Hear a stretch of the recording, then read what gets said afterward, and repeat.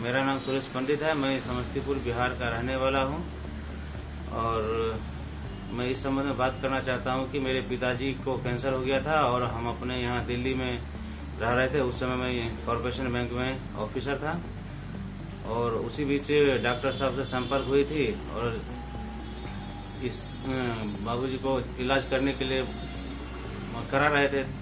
एक बार ऐसा हुआ जो कि पिताजी हमारे काफी सीरियस हो गए, माने बेहोश हो गए थे। तो हमने डॉक्टर साहब से बात की। डॉक्टर साहब बोले ठीक है रुक जाइए, और कुछ देर के बाद डॉक्टर साहब अपना केस का ट्रांसमिट करके उनका इलाज किए और वह 1 घंटा बाद एकदम फिट हो गए। और डॉक्टर साहब खुद उनसे बात किए और हाल समाचार पूछे तो एकदम फिट थे, कोई ऐसा नहीं जैसे पहले थे वैसे ही थे। फिर सेकंड चांस हुआ, जब घर गए तो ठीक वैसे ही प्रॉब्लम वहाँ हो गया, एकदम बेहोश हो गए। गांव वाला सब आया और उनको सब बांस ये सब काट के तैयार कर दिया जो कि अब इनको ले जाना है। लेकिन उसी बीच में अपना डॉक्टर साहब से बात हुई तो डॉक्टर साहब बोले अभी उस समय कुछ देर के बाद करेंगे।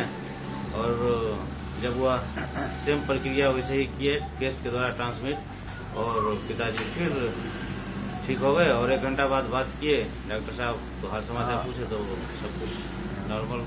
उसमें आप बैंक में मैनेजर थे ना? बैंक में मैनेजर। असल में हुआ क्या था ना कि मैं मॉर्निंग वॉक करके आया तो भाई साहब का फोन आया है ना कि ऐसी ऐसी बात है, बाबूजी काफी सीरियस हैं। तो मैं फटाफट उसी समय क्लिनिक खोला और क्लिनिक खोल करके उनके बाल से दवाई ट्रांसमिट की है ना। फिर मैं पूजा पाठ करके जब क्लिनिक टाइम में आया तो मैं पूछा कि आप कैसे हैं, तो उन्होंने यही कहा कि लीजिए आप बात कीजिए, है ना। तो आप लोग बात करवाए थे। और उसका सेकंड टाइम जब वहां गया ना तो मेरे को लगा कि कहीं ऐसा तो नहीं कि अपने आप ठीक हो गया और मैं सोच रहा हूँ कि बाल से, तो मैंने ना उसमें ट्रांसमिट नहीं किया था।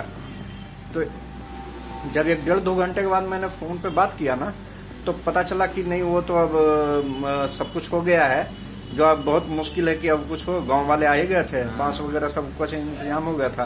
तो मैं कहा कि अरे रुकिए रुकिए, मैंने उसी दवाई को जो पहला बार किया था मैंने उसी को किया।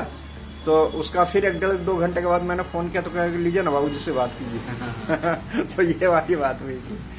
ठीक है, थैंक यू।